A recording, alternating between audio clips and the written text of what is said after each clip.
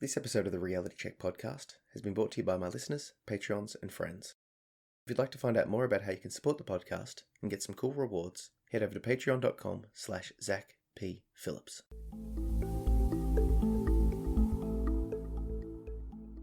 So I recently wrote a blog post called Strategic Caffeination, Abstinence, and Other Self-Improvement Hacks. And I'll chuck a link down below so you can read the full post, but I wanted to sort of get into it a little bit more here. The basic premise of the post is that I've taken to using caffeine strategically. And basically this means that rather than using it all the time, as soon as I wake up, I just have coffee, and just all day, every day, right? I've taken to not having it other than when I need it on certain days. And this means that I'm having far less coffee, but when I'm having it, it's having a far greater and more appropriate impact. And the real crux of the blog post and what I want to drill down upon here is that I'm looking at caffeine and by extension alcohol and a variety of other,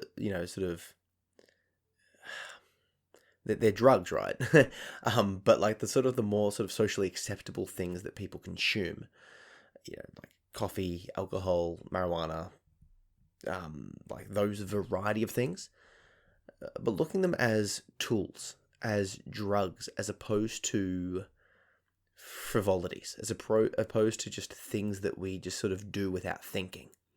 I suppose I could add to that list sugar as well, right? Because there's this I grew up feeling like those substances were different from like a Valium or like an estalopram or a Seroquel or, any of the other drugs that, come in the little click out packets that are, prescribed from you from a doctor, right?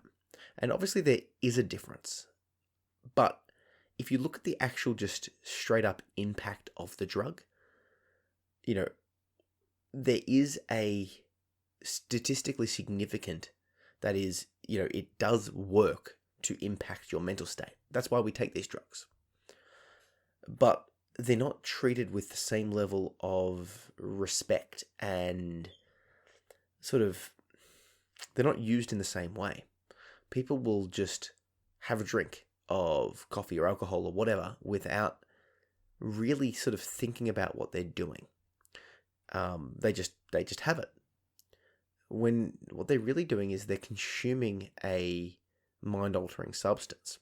That's why they're consuming it, but it's not taken with the same. There's sort of a lackadaisical approach to it. There's this approach to just having these things like they're in a separate category. It's like, I'm just having a drink with mates. Oh, I have to talk to my doctor about trying this medicine for my mental state. Like they're separate. And that to me doesn't quite work. And obviously putting sugar into that mix it's not a drug, but it does have quite a significant impact upon the mental state, particularly when you cut it out and then you start using it strategically. So let me explain what I'm doing. I find, so a little bit of backstory about my personality states with basically all drugs and everything, right? I have quite an addictive personality in the sense that I will, if I'm not careful, I will just consume a variety of substances as much as possible. It's very hard for me, or it was very hard for me to have a casual drink. I find that I wouldn't be able to stop at one. I'll just keep going. Same thing with weed, same thing with coffee, same thing with sugar. I just, if there's one chocolate there, I'll eat the whole block. Rather than having one coffee, I'll just have coffee all day, right? So I found that abstinence has been quite good in the sense of just stopping completely. Because that is, I'm able to do that from some aspect of my personality. I am able to just cut it out because it's like I set myself a hard and fast rule and then I just stop. Now, that's very useful, but it leaves me without the tool, without the ability to use that substance for gain. So let's explain what I mean with coffee. What was happening was I would start off having a small, 1 week coffee a day. They would quickly go to 2 week coffees, then 2 strong coffees, then 4 strong coffees, and I would just sort of go. and I was left feeling anxious and jittery and nervous and short of breath, and like it's got a diuretic effect, so it was impacting my body in that way. And I would cut back and go again, and eventually I realized I just have to stop. So I did, and I realized that my anxiety levels just dropped. My general resting anxiety levels dropped. My belly started feeling a lot better. I could breathe deeper, right? I was just less anxious.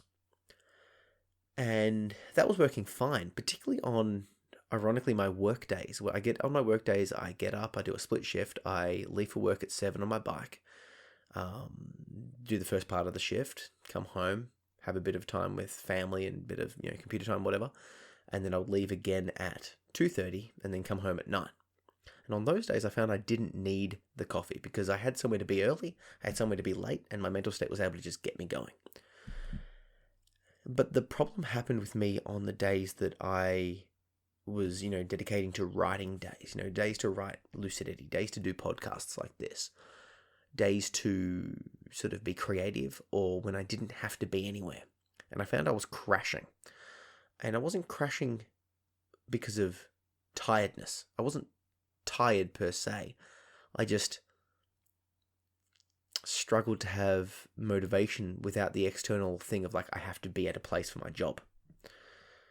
And it's hard for me to, at the moment, consider the work that I do online as a job that has a time frame, because it's I could post this podcast today, I could post it in a week, I could post it in a month, and there's no real consequence, in the sense that there is a consequence for you, but it doesn't really impact me per se. It's okay. It doesn't matter if I write my chapter of my book today or in a week or in a month, right? Whereas with work, it's I've agreed to turn up at a time. I have to be there at a time. Now, there is an argument for me to obviously get more professional with my writing, and I'm moving towards that. And this is where this strategic caffeination comes into play. So what I've realized now is on those days, on the days where I don't have to go somewhere else to work, the days where I'm working on my book, where I'm writing, where I'm editing, where I'm doing the computer stuff, I can use the coffee then as a way to boost myself up, because coffee does work. There's studies to show that it makes you more creative, that it obviously impacts your mental state in a way, and that's why we all drink it, right? But there's this, like with a lot of drugs, if you have it too often, you get used to it and you don't notice the impact. So having quit for a while and then having coffee on those days, it's it works. It wakes me up. It gets me motivated. It gets me going. And it's a little boost. So what I found is rather than just constantly using the coffee, I'm strategically using it. I'm using it for a defined purpose. Not all the time, but just in specific instances. Now, once again, this works for me. This works for me in the sense that I work on quite well on rules, in the sense that I'll only have it on those days, and a maximum of 2. That's it. No more, and not on the days that I'm working, because I have this way of slipping back into the addictive habits. So what I've found is that is actually quite a useful tool to have in my arsenal, because when I was overusing coffee, it no longer became a tool, right? Because I was always on it. So therefore, it didn't really have as much impact upon my life. And yet I was using it more. But now when I'm using it less and using it strategically, it just sort of worked, and it was great. It is great. And I do the same thing with the use of alcohol and the use of marijuana and the use of sugar. There are certain times, and I'm not going to talk about it in this episode. Let me know if you want me to go into my uses and how I do use those things. But the point is I've got a specific uses for those drugs, for sugar, for the things that I'm using, because they are tools. Now, any tool can be misused, and any substance can be abused. But when I start to treat these things with the respect they deserve, coffee is a drug. Sorry, caffeine is the drug. Alcohol is a drug, right? If you just use things willy-nilly, you can get some dire consequences. maybe not extremely bad, but I suppose even if you don't if you just sort of use it mindlessly, if you just sort of have your coffee and not really be thinking about it, you're ingesting a drug that impacts your brain. What is that actually doing to you? Now, prior to quitting, I had this feeling of I can't quit, I need it. And so many people are like that. They're addicted to coffee. And they just sort of accept that as a fact about themselves. The thing is it's actually you can quit pretty easily if you just deal with a couple of days of not feeling so good, or if you just lower yourself down to rather than going 4 a day, go to 2, go to 1, and sort of lower yourself off. But it's so worth seeing what your brain is like without it. Because the other thing is if you're finding that you can't stomach a day without it, there's something going on there. Now, I'm lucky enough to enjoy my work. And I'm with that in mind, I'm grateful that I don't need the coffee to perform my normal job. I thought I did till I got rid of it. So now I'm able to use it for what I really do need it for. When I do need to be able to sit down in front of the laptop and do the hours of editing and writing and all of the stuff that I do, that's when I need it. I don't need it to do my normal job. Now, if I did need it to do my normal job, that suggests something. It suggests that I need, if we're using the terminology here, that I need a drug to do my job. Am I okay with that? Maybe, maybe not. But now I know. Do you see what I'm getting at here? There's a level of self-awareness that I think we could take. If you find that after work every night you need a couple of beers to just calm yourself down, okay? You need a drug to impact your mood after work. That's what's happening. You're taking a drug to impact your mood.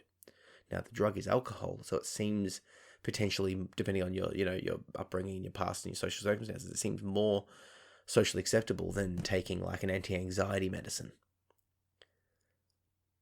Okay, but that's your life now. That's what you're doing. You're drinking every night. Oh, I just need to smoke. I just need to have my cigarettes to calm myself down. Okay, so you need the drug to calm down. When you reframe it a little bit, it can just sort of twist how you see. Because if you might be living with a bit of sort of cognitive dissonance here. You might go, well, I don't like the idea of taking drugs to impact my mood whilst you're drinking. I'm not wanting to come across sounding like preaching, right? Or sort of you shouldn't do this. I have had issues with a lot of this stuff. I've worked jobs that I didn't like, and I've had issues with substance abuse, and I've had issues with medications and all of this sort of stuff.